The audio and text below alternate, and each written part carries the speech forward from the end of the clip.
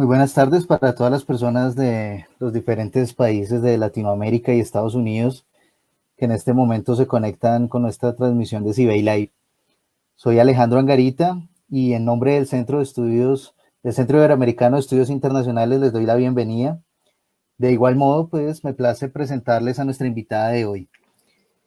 Eh, Se trata de María Camila Barriga, colega colombiana que en este momento se encuentra en la ciudad de Washington.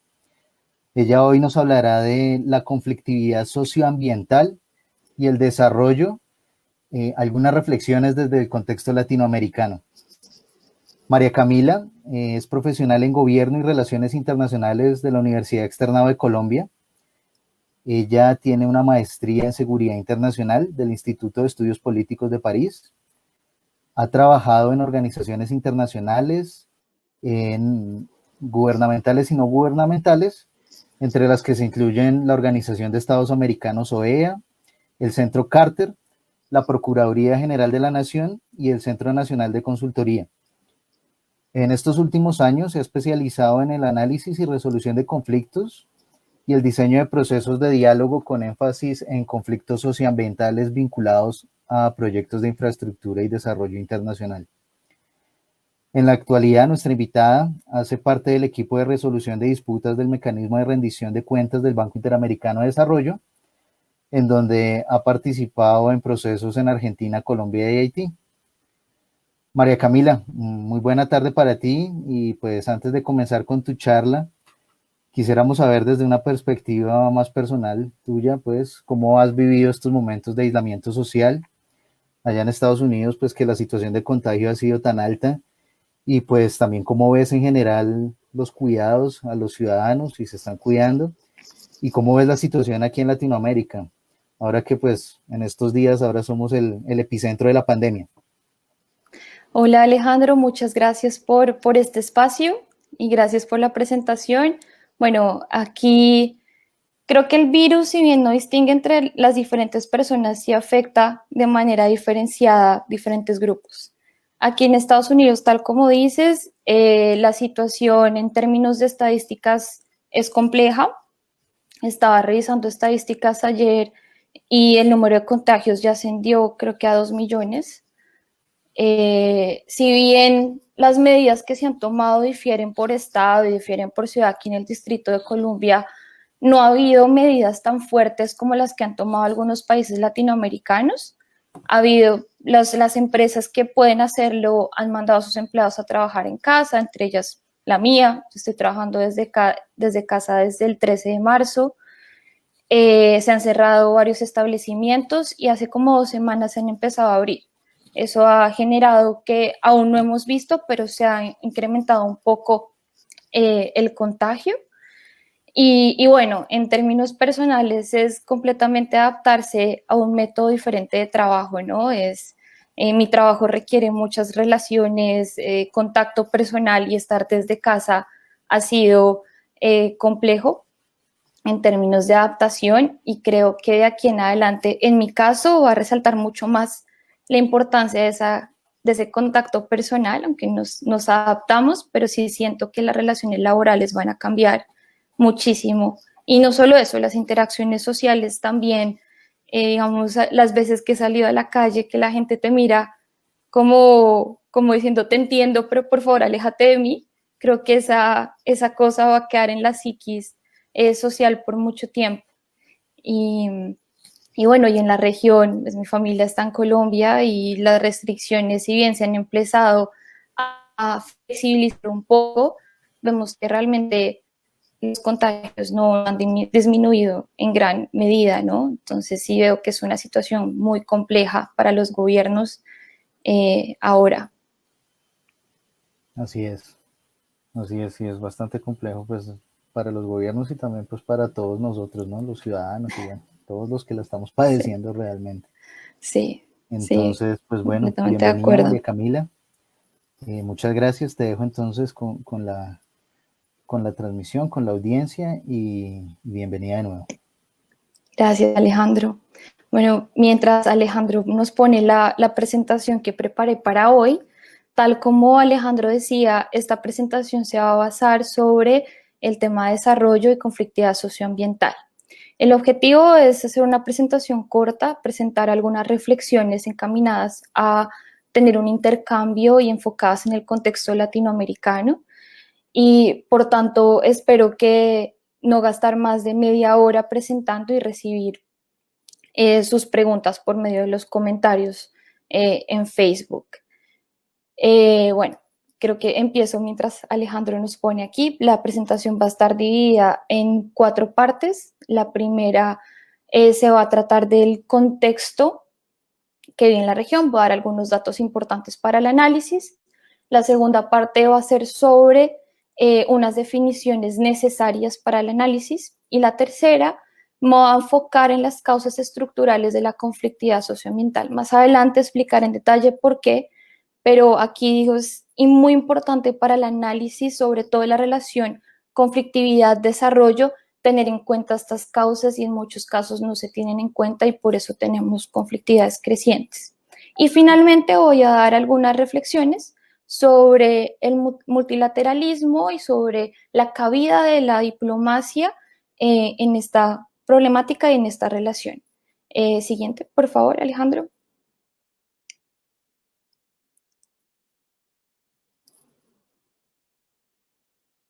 Siguiente otra vez, por favor. Bueno, entonces en contexto tengo 5 datos muy importantes. No, anterior, por favor.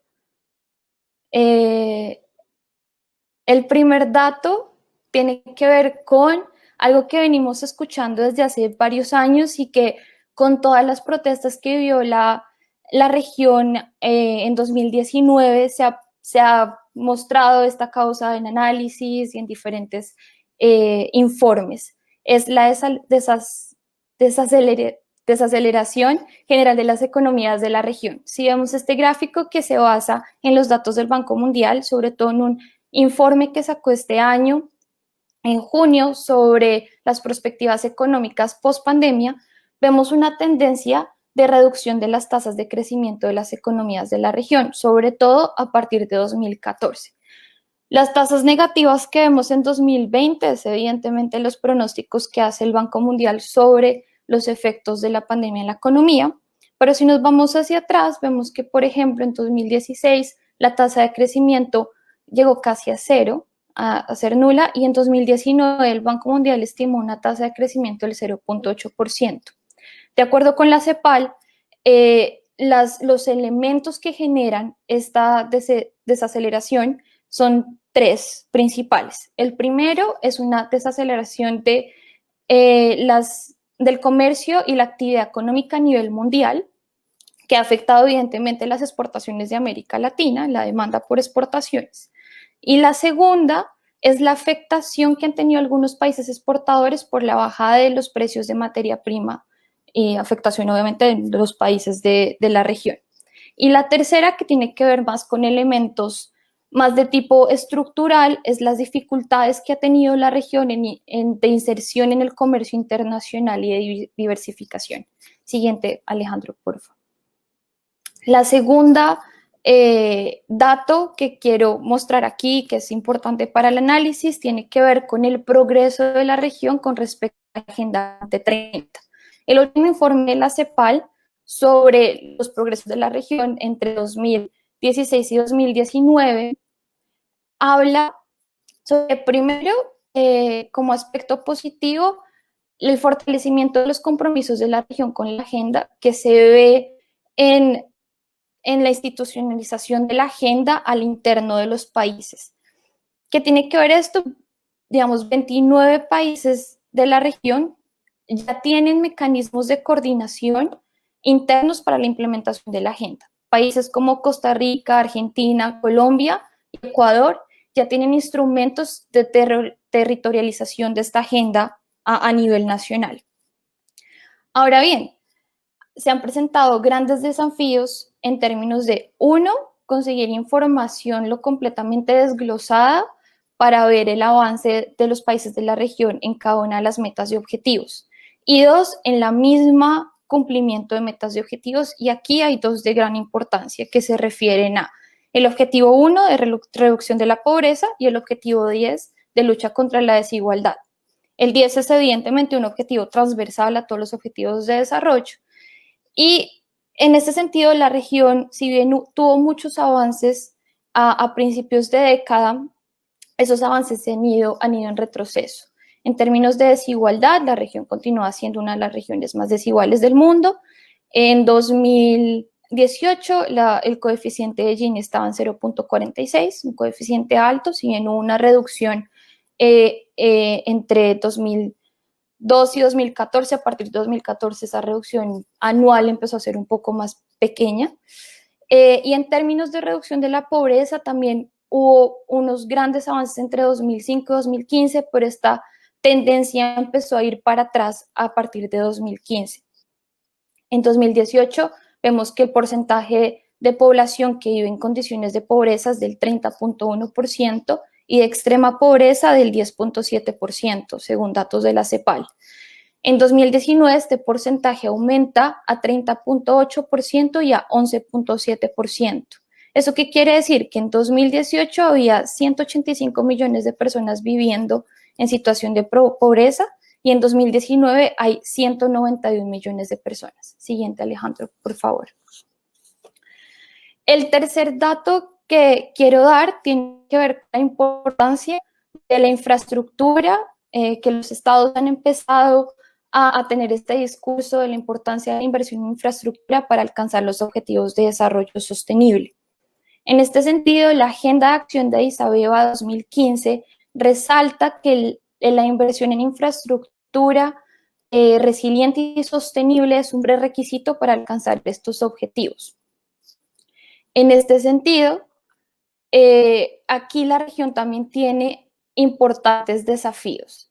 El primer desafío tiene que ver con, bueno, y el único tiene que ver con disminuir la brecha de infraestructura. Si bien algunos estudios han tratado de calcular esta brecha, tienen diferentes cálculos, el informe de la situación macroeconómica del BID de 2019 recopila y concluye que la mayoría de estos estudios establecen que la región necesita una inversión del 2.5% del PIB o de 150 mil millones de dólares anuales para reducir esta brecha y para tener la infraestructura necesaria para conseguir los objetivos de desarrollo sostenible. Siguiente, por favor.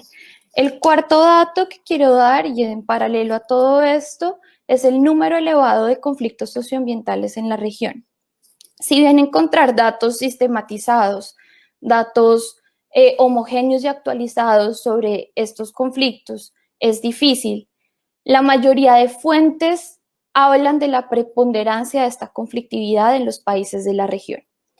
Una de ellas, que es el Atlas de Justicia Ambiental, que es una iniciativa de la Universidad de Barcelona con la Unión Europea, que releva las demandas de comunidades alrededor del mundo sobre proyectos de diferentes sectores que les generan impactos sociales y ambientales, dice que a hoy en la región hay 911 conflictos socioambientales o demandas de comunidades. El Observatorio Latinoamericano de Conflictos Ambientales a día de hoy está observando 92 conflictos de carácter socioambiental en la región. Dos características muy importantes de estos conflictos. Uno, la confluencia de diferentes actores allí. Confluyen estados, empresas, actores sociales, comunidades, organizaciones de base y más que todo últimamente y mayoritariamente y también en crecimiento, redes de organizaciones de la sociedad civil de carácter internacional y cada vez más se ve una como interés de las instituciones financieras de desarrollo por abordar este tipo de conflictos.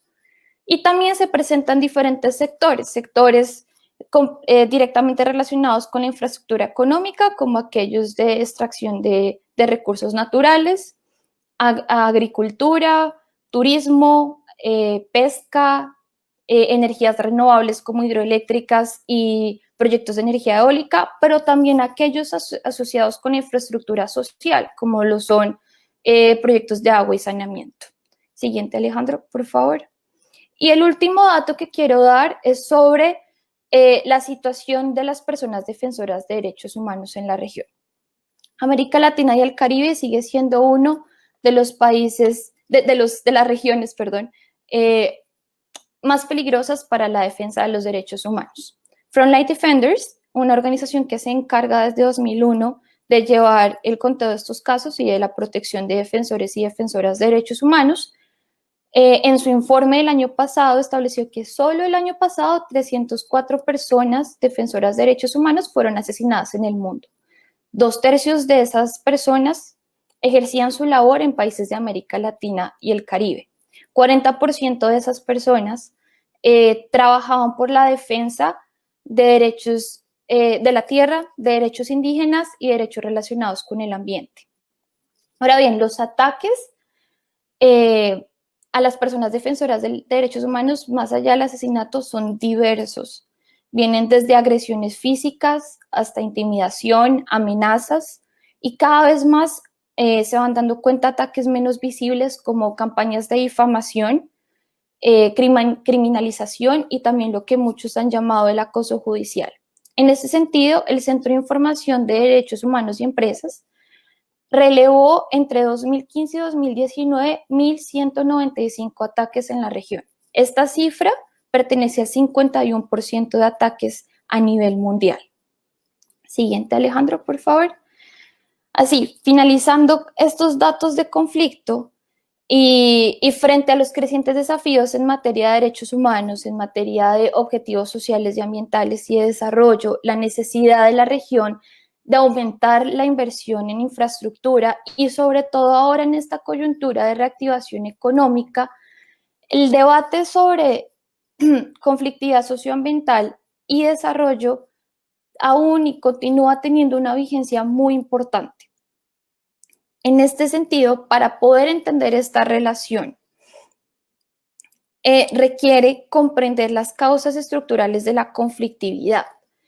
Esto es fundamental para cualquier marco y en muchas ocasiones estas causas no se analizan o no se tienen en cuenta y es por esto que quiero plantear mi presentación allí. Antes de empezar a enumerar las causas, me gustaría definir varios conceptos. Los dos primeros, Alejandro, siguiente por favor, son conflictividad y conflicto. En este sentido, lo primero que hay que tener en cuenta es que el conflicto no se da en el vacío. Los conflictos se dan en un contexto que los afecta y que los influye. Aquí la Fundación Pro Paz de Guatemala introduce un concepto muy importante para el análisis y es el concepto de conflictividad. Carlos Sarti, el director de dicha fundación, define la conflictividad como la resultante histórica que deviene a partir de situaciones complejas, de conflictos multidimensionales y multicausales que al correr de los años no lograron resolverse en sus raíces más profundas y por consiguiente estas se arraigaron, atraviesan o tienen ingredientes como causa y a la vez como efecto que con el tiempo se dinamizan, intersectan y retroalimentan mutuamente. ¿Qué es lo importante de esta definición? Es tomarla como una noción y un marco descriptivo que nos va a permitir un análisis de lo que son los conflictos sociales, socioambientales. Y en este sentido, hay varios conflictos socioambientales similares que se insertan en este contexto y en estas conflictividades. Es importante tener en cuenta que la conflictividad no es la suma de los conflictos socioambientales, sino es el conjunto de esos conflictos con las relaciones económicas, sociales, políticas y culturales de los actores que confluyen en esa conflictividad. Y esto nos lleva a la definición de conflicto socioambiental. Según la Fundación del Futuro Latinoamericano, por conflicto socioambiental se entiende al proceso de interacción colectiva caracterizado por una dinámica de oposición y controversia entre grupos de interés que resulta de sus incompatibilidades reales o percibidas en torno al uso, control y acceso a los recursos naturales. ¿Qué elementos quiero sacar de aquí?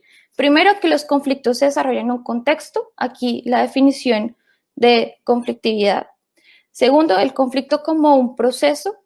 Tercero, la tensión o confrontación entre dos o más actores con visiones e intereses contrapuestos, en muchas ocasiones percibidos como irreconciliables. Sobre, y este es el cuarto, el manejo, acceso y uso de recursos naturales y de la tierra. Aquí me parece muy importante incluir dos elementos que nos los da la ecología política al definir este tipo de conflictos, y el primero es que estos conflictos se dan en contextos de asimetría de poder, y el segundo es que expresan diferentes concepciones del territorio, la naturaleza y el ambiente, y que van también estableciendo una disputa sobre lo que se entiende por desarrollo y en muchas ocasiones democracias. Es una definición de Maristela Svampa. ¿Podemos seguir, Alejandro, por favor? En ese sentido, todo conflicto tiene causas estructurales y causas coyunturales. Siguiente, por favor. En términos de causas, entonces, antes de enumerar las causas estructurales, es importante definirlas. Entonces, las causas coyunturales son aquellas expresiones visibles del conflicto, mientras que las causas estructurales son aquellas que responden a factores económicos, políticos, sociales y culturales e históricos que pautan las relaciones de poder que subyacen al conflicto. Aquí me parece muy importante hacer el símil que hace Lederach, uno de los principales exponentes y fundadores del campo de la transformación de conflicto, y es la diferencia entre epicentro y episodio. Lederach dice que los episodios del conflicto, como expresiones visibles del mismo, le subyacen elementos relacionales y estructurales que determinan su expresión. Estos elementos, que son los epicentros o causas estructurales, son necesarios para entender el conflicto, pero también para aumentar la justicia en las relaciones y estructuras sociales, así como para evitar la repetición de los episodios. Siguiente, por favor. En este sentido, múltiples estudios y desde diferentes disciplinas han relevado las causas estructurales de los conflictos socioambientales. Si bien hay algunas diferencias, son 5 las principales y las que más se nombran. La primera de ellas es la débil participación de las comunidades afectadas en la toma de decisiones. Y esto incluye su participación desde las etapas tempranas del proyecto o iniciativa de desarrollo.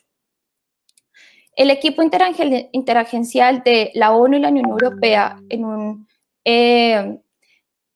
un estudio de 2012 decía, y es algo que se encuentra mucho en este tipo de conflictividades, que cuando las comunidades o partes interesadas están débilmente involucradas o excluidas o marginadas del diálogo sobre el desarrollo, es casi seguro que se empiecen a oponer.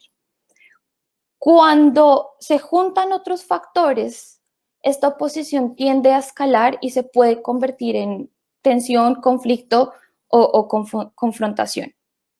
Aquí también es importante tener en cuenta qué es una participación y qué es la participación efectiva. La participación efectiva incluye la garantía del acceso a información en formatos adaptados a las poblaciones, la garantía de espacios seguros para la participación que tengan en cuenta el contexto, las diferencias, los diferentes actores, pero también sean acordados con los mismos actores en términos de cuándo se va a hacer, en qué momento, qué información se va a compartir, quién va a participar y cuáles van a ser los mecanismos de retroalimentación de ese espacio de participación. En los proyectos de desarrollo se ha visto con mayor relevancia la importancia de poner mecanismos de resolución de disputas y de atención a reclamos tanto en la construcción como en la operación de estos proyectos. Y finalmente, varios practicantes del campo hablan de la importancia de la consulta previa como elemento transversal y eficaz que contribuye a la prevención y resolución de conflictos, dado que por medio de ella se pueden acomodar los intereses y se generan intercambios sobre las diferentes visiones del desarrollo. Si bien en América Latina y el Caribe ha habido un importante avance normativo en términos de consulta previa, los procesos de consulta previa aún tienen ciertos desafíos en términos de su calidad, de su legitimidad y sobre todo el grado de involucramiento de las comunidades y partes interesadas, sobre todo comunidades afectadas, indígenas, campesinas y afro, en la toma de decisiones. Siguiente, por favor. La causa número 2 que quiero presentar aquí es la percepción o realidad, sobre todo realidad, de una distribución inequitativa de los beneficios de desarrollo. En muchas ocasiones, cuando se inicia una iniciativa de desarrollo, las comunidades presentes en el territorio, comunidades afectadas, comunidades locales, no sienten que reciben o que van a recibir un beneficio del mismo. Por el contrario, en muchas ocasiones sienten que el proyecto o la iniciativa lo que les genera son más riesgos desproporcionados y desequilibrados sobre ellos y afectaciones. En un estudio realizado por el BID en 2017, que analiza 200 proyectos de infraestructura que han sido afectados por conflictos, encuentra que la falta de beneficios comunitarios condujo al surgimiento de conflictos en el 84% de los casos. Aquí es muy importante tener en cuenta 3 elementos que han sido relevados por el equipo interagencial de Naciones Unidas y de la Unión Europea para la acción preventiva. Y el primero es el beneficio en sí. En muchas ocasiones las comunidades esperan beneficios o tienen expectativas sobre beneficios en materia de acceso al empleo, en materia de mitigación de impactos sociales y ambientales, de formalización de la tierra, de beneficiarse de los mismos servicios públicos que produce esa iniciativa de desarrollo. En segundo lugar, el otro elemento se trata sobre la coincidencia entre los beneficios y las necesidades de la comunidad. Y en tercer lugar, se trata sobre la distribución de estos beneficios entre los actores locales o entre los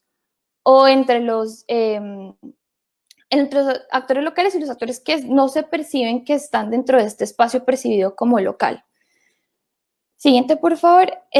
La tercera causa son estos desencuentros que ya veíamos en la definición de conflicto socioambiental entre las diferentes visiones sobre desarrollo. En términos de esta causa, es un elemento no tangible que tiene relación con la identidad y la cultura.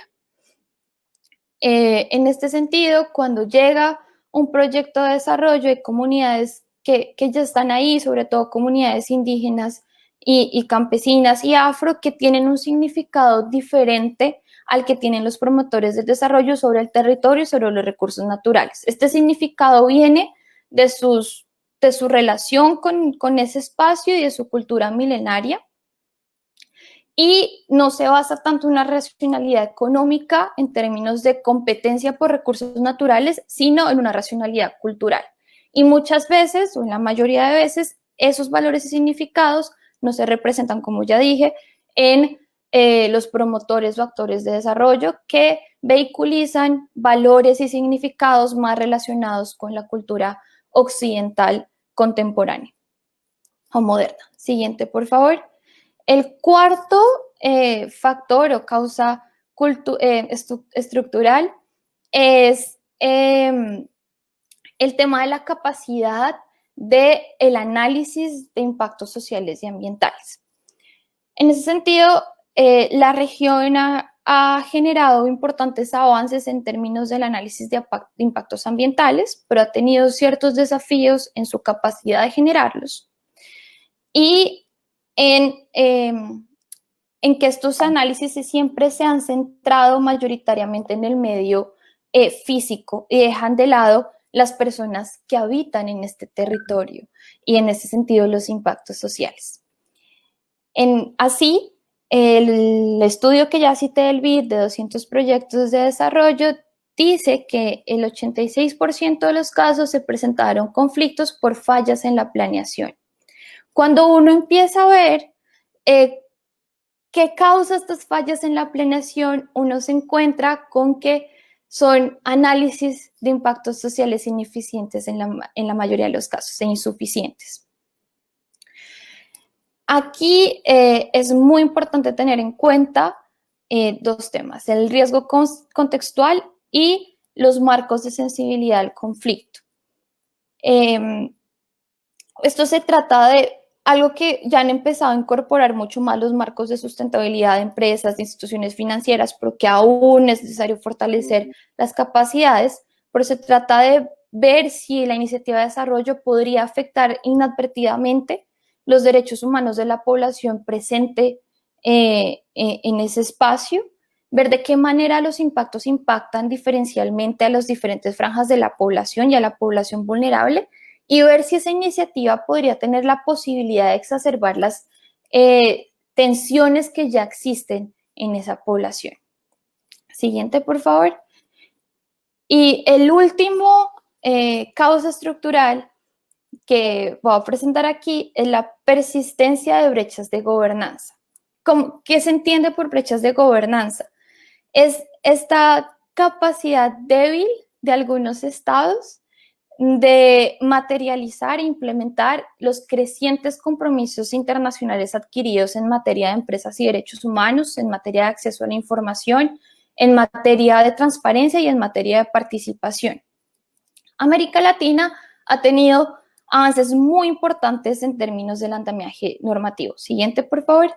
En este sentido, vemos varios acuerdos como el convenio 169 de la OIT, como el convenio de Río de 1992, como el Pacto Global de Naciones Unidas, como los principios rectores de empresas y derechos humanos de la ONU de 2011 y más recientemente el Acuerdo Regional de Escazú sobre el acceso a la información, la participación pública y el acceso a la justicia en asuntos ambientales en América Latina y el Caribe.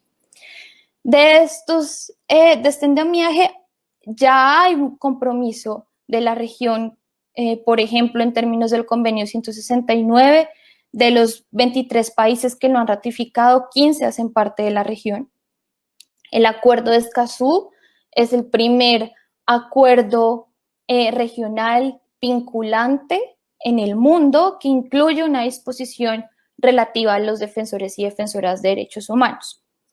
Ahora bien, cuando vamos a hablar de la capacidad de implementar esto, vemos que aún hay dificultades en términos de consulta previa, vemos que hay dificultades en términos de materializar los principios rectores. Por ejemplo, los principios rectores de empresas y derechos humanos preveían planes de acción nacional, de los cuales solo 2 países de la región los han aprobado, uno de ellos es Colombia, y el acuerdo de Escazú aún no ha entrado en vigor porque requiere 11 ratificaciones y de las 22 firmas que ha tenido, solo 9 países lo han ratificado, el último siendo Ecuador recientemente. Siguiente, por favor. En este sentido, las causas estructurales de la conflictividad socioambiental, si bien se relacionan entre sí, su peso sobre las dinámicas conflictivas depende de cada contexto. La llegada de una iniciativa de desarrollo podría jugar como un elemento coyuntural capaz de materializar las tensiones subyacentes a la conflictividad. Así, la prevención de conflictos y al alcanzar o el cumplimiento de los objetivos del desarrollo dependerá en gran parte de la manera en que los análisis de causas estructurales se tengan en cuenta y están integrados a todos los marcos de sustentabilidad por los diferentes actores del desarrollo a nivel internacional, regional y nacional y transnacional. Siguiente, por favor. En este sentido, veo que hay un campo muy grande y un rol muy central del multilateralismo y la diplomacia en 3 elementos principales. El primero, en generar y fortalecer marcos de sustentabilidad social y ambiental que incorporen el estudio, el análisis y la comprensión de estas causas. En segundo lugar, y marcos que no solamente sean incluidos en instrumentos vinculantes internacionales, sino también los marcos de sostenibilidad de las instituciones financiadoras del desarrollo, de las empresas, de los estados y de las agencias de cooperación. Asimismo, el multilateralismo es de gran importancia para la generación de espacios de diálogo entre los diferentes actores, estados, empresas, sociedad civil, con el fin de contribuir a alinear estos marcos de salvaguardas para que estos marcos se hablen entre sí, se sincronicen y se puedan aplicar de una manera más sistemática. Y finalmente, vemos un rol muy importante en visibilizar los mecanismos no judiciales y no estatales de reparación. Hacen parte del tercer pilar de los principios de Naciones Unidas para las empresas y los derechos humanos. Y en este punto, las instituciones financieras de desarrollo en su mayoría cuentan con este tipo de mecanismos. Muchos de ellos con funciones de resolución de conflictos, y aquí es muy importante tener en cuenta una definición, un concepto del EDERAC, que son las infraestructuras para la paz, y estos mecanismos hacen parte de ellas y se definen como las redes de mecanismos, de actores, de recursos y habilidades que a través del diálogo y la consulta aportan para la prevención de conflictos, la consolidación de la paz y la sostenibilidad de los procesos de desarrollo. Y con esto termino. Muchas gracias y espero sus preguntas.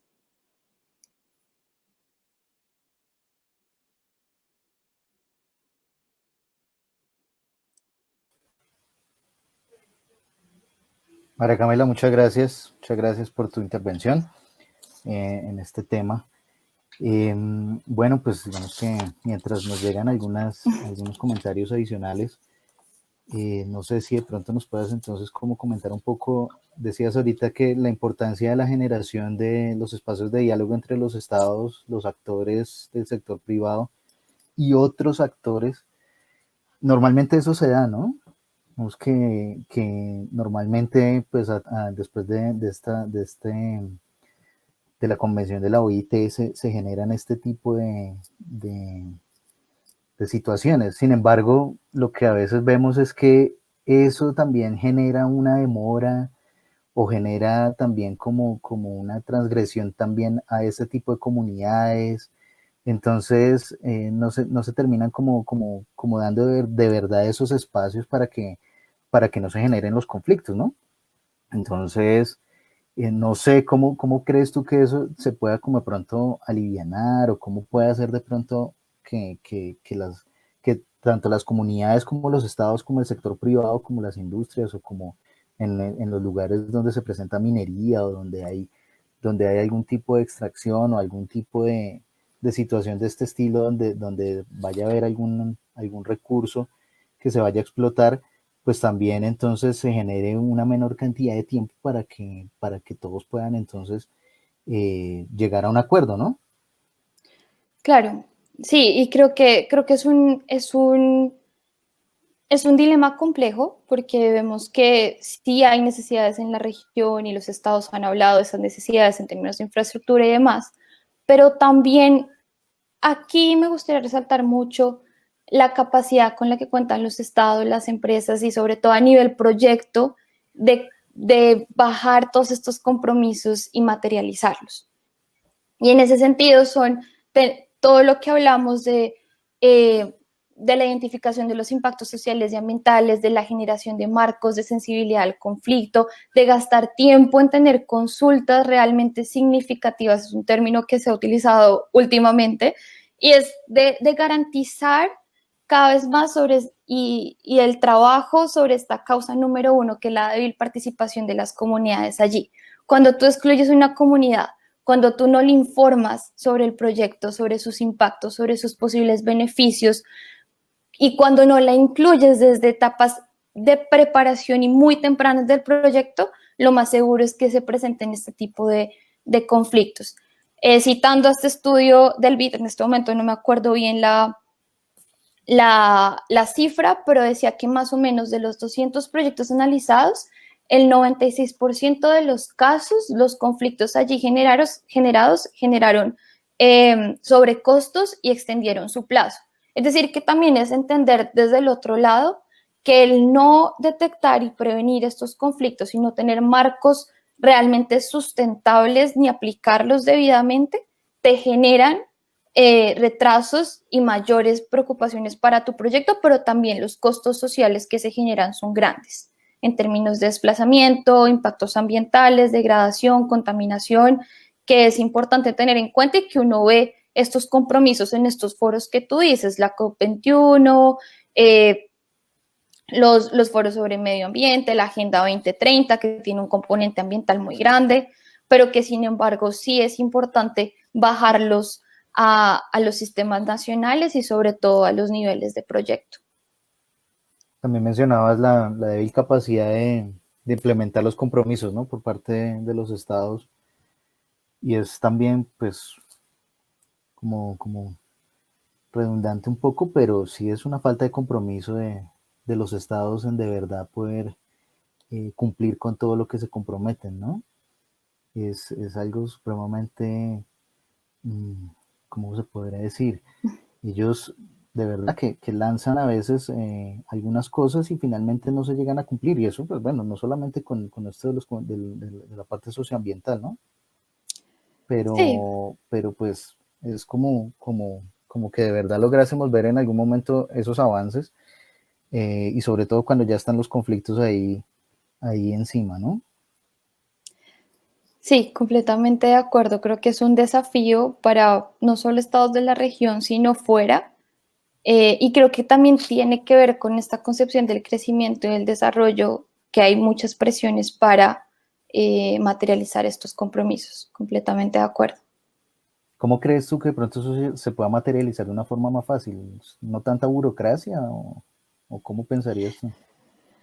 Creo que es una pregunta para los politólogos e internacionalistas presentes acá, pero me parece que entre más tengamos discursos sobre la importancia de estos temas sociales y ambientales, entre más organicemos las prioridades, la definición de desarrollo como desarrollo sostenible en el sentido en que también haya más agencias y más apoyo por parte de las agencias multilaterales, creo que ahí se puede empezar a ver esto. No creo que la solución está en tener menos burocracia, sino ser más eficientes. Claro que sí. Bueno, ¿No tenemos preguntas o sí? te voy a poner un par de comentarios, sí, claro que sí, ya te los voy a poner para que nos vayas entonces contestando esto. Dale. ¿Cómo se vincula el tema con el enfoque de desarrollo territorial?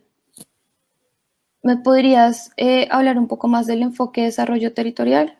Si la persona que está ahí podría darme algunos tips y ahí respondo.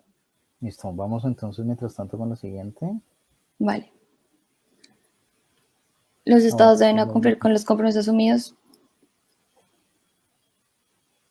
De acuerdo.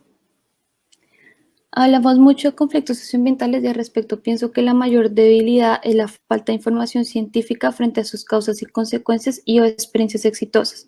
El manejo de situaciones muy poco documentada. ¿Cómo hacer para que desde la investigación y la academia de institutos de investigación se fortalezca este tema de investigación? De acuerdo, Laura, aquí hay dos temas importantes. Creo que es un campo que está creciendo y creo que hay varias disciplinas que han tomado en cuenta la conflictividad socioambiental y la han desarrollado desde la transformación, los campos de resolución y transformación de conflictos hasta la ecología política, pero también me parece que para la resolución de los conflictos socioambientales el conocimiento técnico es muy importante. En muchos procesos, cuando tú traes un conocimiento técnico que se vea legítimo para las partes, que se vea, sí, que tenga legitimidad entre las partes, te ayuda a resolver en gran medida. En ese sentido, también importa mucho en la manera en que ese conocimiento se presenta.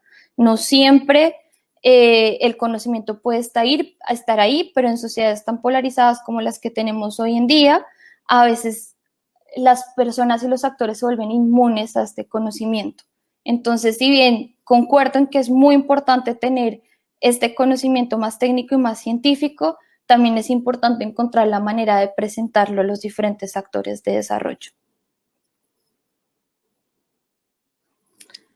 Lo que menos se trabaja en los países son políticas ambientales en los cuales se articulen con instituciones de protección al medio ambiente. Sí, considero también, Josué, que por ejemplo, con la COP21 y demás, el tema ambiental y con el tema de la Agenda 2030, el tema ambiental ha empezado a tener una gran importancia en las prioridades de los países. Ha tenido desafíos últimamente, pero sí concuerdo en que se ha visibilizado más este tema que en otras ocasiones.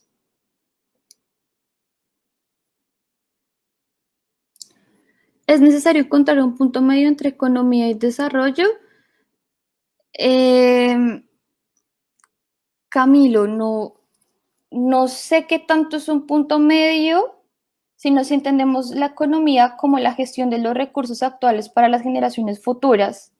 Entonces tendríamos que economía y desarrollo como, depende cómo definas desarrollo, si lo defines como lo define Amartya Sen, en el sentido de que cada persona tenga la capacidad de desarrollar sus capacidades de la mejor manera, vamos a encontrar que no están contrapuestos y no estaría un punto medio, sino que son complementarios.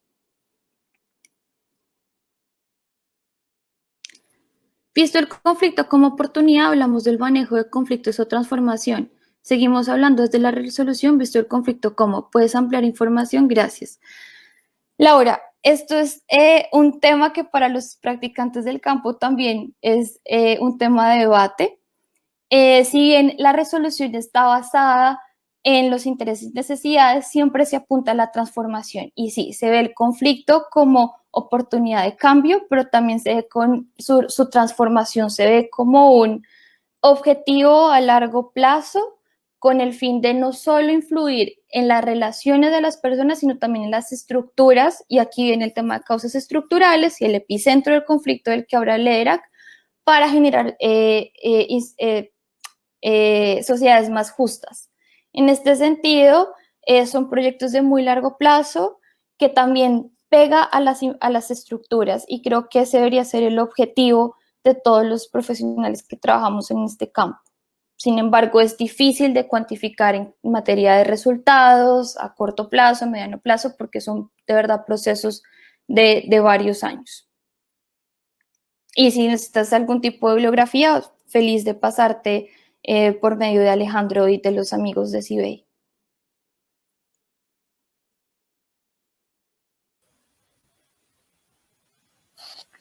Bueno, María Camila, al parecer ya no tenemos más comentarios al respecto ni más preguntas.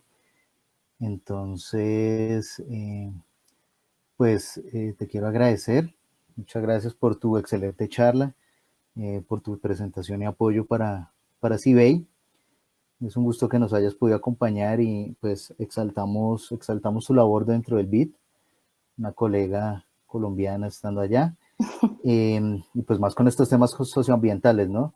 Los cuales pues acabamos de ver y sabemos igual aquí también en Colombia y que nos afecta tan directamente a los colombianos y pues igual también en muchos países latinoamericanos donde también pues se presentan varios problemas socioambientales en este momento.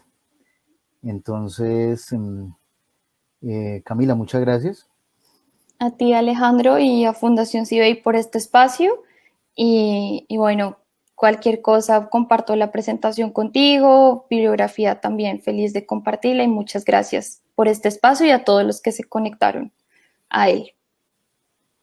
Aquí tenemos un par de comentarios de quienes se conectaron. Laura te Gracias, manda Josué.